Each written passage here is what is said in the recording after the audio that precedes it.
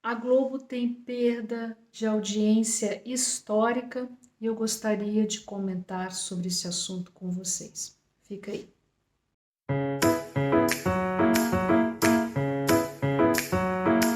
Olá, sejam todos muito bem-vindos ao meu canal. Eu me chamo Adriana Ribeiro Maia, esse é o Vida Europa e eu gostaria de trazer um assunto um pouco diferente do Vida Europa, até porque a gente gravou esses vídeos, né? Falei sobre o meu e-book, Identidade Performática Carioca. Eu vou colocar o link, no link não, vou botar aqui o meu site, adrianaribeiromaia.com, se você ficou curioso para você dar uma olhada, né? A gente tem que falar algumas coisas relacionadas ao modus operandi da Rede Globo, né? O Roberto Marinho, ele conseguiu a concessão, mas ele não criou a televisão logo destacada. Ele trouxe equipamentos de alta tecnologia dos Estados Unidos e implementou um sistema de televisão padrão Globo, né? O padrão Globo de qualidade, como se chamava, que era o seguinte: a imagem era muito boa, o som era muito bom, de maneiras que se você trocasse de canal, você automaticamente voltava para a Rede Globo, porque aquilo era incomodante. O pessoal da minha geração lembra disso. O pessoal da minha geração vai se lembrar que não existia um controle remoto. Você tinha um negócio, né, aquela rodinha na televisão que você trocava, né? Era o canal 4 no Rio de Janeiro e o canal 10 em Brasília. Então, praticamente ficava aí. E se você vinha de uma cidade como Brasília, como eu, que não tinha o que fazer, então o que você fazia? Você assistia televisão, não tinha uma outra alternativa. E a Globo sempre gostou de amassar com a concorrência. Eu vou mostrar aqui para vocês, deixa eu só botar o meu óculos aqui para não cair. O Jornal da Minha Família, tá aqui o Rio Zona Sul, achei esse exemplar, né? Tá aqui o outro jornal, nós tínhamos. Isso daqui, a Globo, quando criou o chamado complemento bairro, simplesmente esmagou a gente. Tá? Nós éramos e até hoje muito bem lembrados no Rio de Janeiro como jornal de bairro, dentro, né, do nosso clube de assinantes, o nosso clube de anunciantes, e a Globo veio e simplesmente. É claro que a gente também teve outros problemas, né? Porque quando houve a virada para a internet nesse momento era muito caro, você ter um website era muito caro, você precisava de um técnico, e claro que isso fez, e também nesse momento tinha a crise do papel, então isso, outros fatores, mas claro que a concorrência nos esmagou. E a concorrência, é exatamente isso que a Globo sempre fez, esmagou a concorrência. Como sempre foi navegando de acordo com o governo da vez, sempre ganhando uma bela quantidade de verba publicitária, sempre foi, por exemplo, por exemplo, tem um programa bom, tinha um outro programa bom no outro canal, aí eles contratavam o apresentador e colocavam na geladeira. Eu estava lendo que chegou a ponto de comprar séries, né? Evitando, inclusive, para que séries que potencialmente podia fazer sucesso em alguma outra emissora, eles simplesmente compraram para na outra emissora não comprar. Então, então eles sempre tiveram essa maneira de sair tratorando a audiência, achando que nunca ia acontecer nada. Só que aconteceu, né? Desde 2014 o Brasil começou nesse processo de ideologização profundo, né? Lá na época era a campanha da Dilma Rousseff do PT e o Aécio Neves do PSDB. A Dilma ganhou por muito pouco, né? E a partir daí a gente foi entrando nesse processo e a Globo, ao invés de ter adotado uma posição, eu não falo nem imparcial, mas ter, especialmente na área do jornalismo, de ter se apoiado na notícia, no fato, eles resolveram ir para o lado da esquerda, para o lado da ideologização. Os programas, né, a parte de teledramaturgia e todos os programas de auditório, eles não investiram, né, porque como eles sempre foram caçando a concorrência, eles nunca olharam para si, para dentro, né, tipo assim, ah, não, a gente vai criar um grupo de autores só para gente, a gente vai ter uma escola de atores para que a gente possa ter sempre novos produtos para apresentar, ou novas produções, esse estilo de produção de novela massivo que não mudou desde a minha infância, não mudou absolutamente nada. E aí agora o que acontece? Acontece o problema número um para a Globo, que com as plataformas de streaming, no caso do YouTube, as pessoas simplesmente escolhem o que elas querem assistir. No passado era impossível, né? Porque não tinha, simplesmente não tinha, né? Ai, me esqueci como é o nome, é TV por cabo.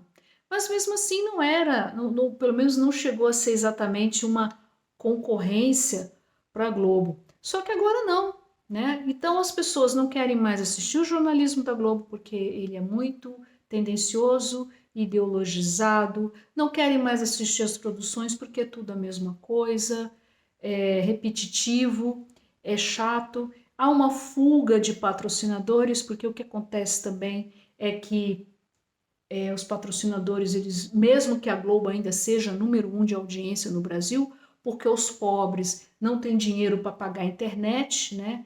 Então acaba tendo que assistir a Globo, mas é aquela história, o patrocinador fica assim, tá tudo bem, mas esse meu produto, quem assiste a Globo não vai comprar. Então o que ele faz? Ele corre para a internet, que esse é um que está acontecendo, né? Os anunciantes preferem vir para a internet porque primeiro eles controlam o público-alvo, no sentido de saber se aquele produto ou serviço o público-alvo está comprando ou não. Então é muito mais fácil você, vamos dizer assim, você faz o tracking para ver se aquela campanha está dando certo ou não. Hoje na televisão não, você compra alguns segundos ainda no Jornal Nacional, você faz o anúncio, mas aquilo não é garantia, quer dizer, é caríssimo, né? Milhões de reais que a gente está falando, e não há garantia nenhuma daquele determinado produto ou serviço ser comprado pela audiência da Globo ou não. No caso da internet, você tem como averiguar isso e fazer ajustes imediatos nas campanhas que estão rodando, coisa que na televisão é impossível. E aí, para concluir esse vídeo, você deve estar se perguntando, Adriana, e isso acontece na Europa? Sim, isso também tem acontecido na Europa. Os principais canais de televisão, por exemplo, o OF aqui na Áustria também tem sentido, né, o peso da concorrência, né, na Alemanha também, né, isso é um fenômeno que está acontecendo para todos os lados, a questão da informação descentralizada, das pessoas escolherem o que elas querem ver, né. Por exemplo, aqui em casa a gente tem a televisão, mas a televisão é praticamente o Smart TV, é para assistir streaming, a gente quase não assiste televisão mais. Isso acontece. A mesma coisa acontece no Brasil, sendo que aqui a gente tem um diferencial que inclusive eu gravei uma live falando sobre isso, que o poder aquisitivo do europeu, tanto do alemão como do austríaco, às vezes a pessoa tem 2 celulares, praticamente não assiste televisão. Tanto assim que os canais de televisão, eles produzem notícia para as redes sociais, para justamente tentar conquistar o público mais jovem, porque o público mais jovem não assiste televisão, só quem assiste televisão por exemplo, da minha geração, porque foi acostumado com a televisão, né? Mas, por exemplo, a minha filha nem olha para a televisão.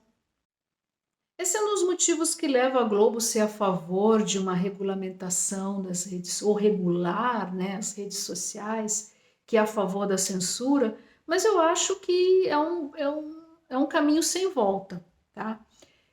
O que eu venho observando que os principais canais de notícia aqui da Europa Central têm feito, e têm feito bastante bem, tendo conteúdo, eles têm canal aqui no próprio YouTube mesmo, têm investido na produção por exemplo, de séries, de programas, inclusive programas para a internet, entendeu?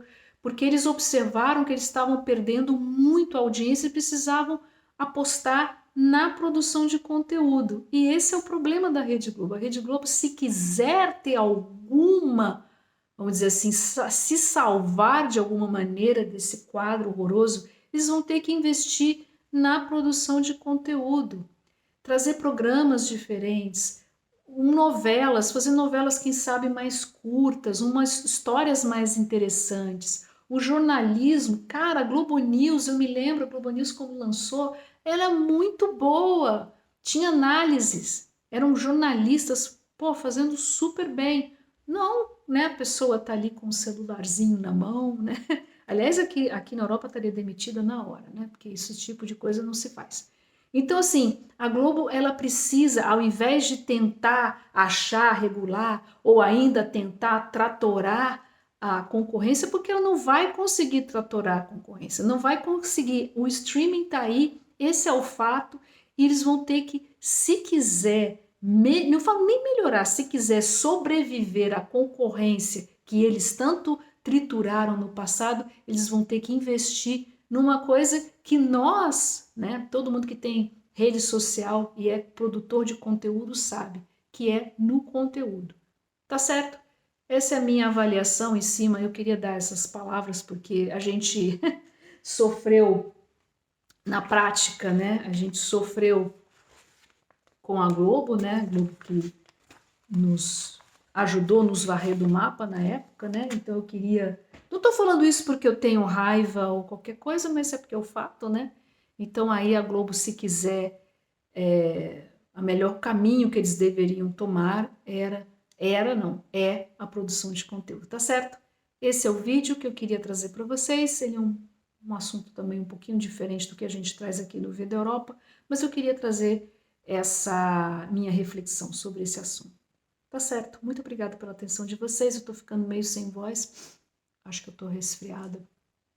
Tem muito vento. A gente acaba se resfriando.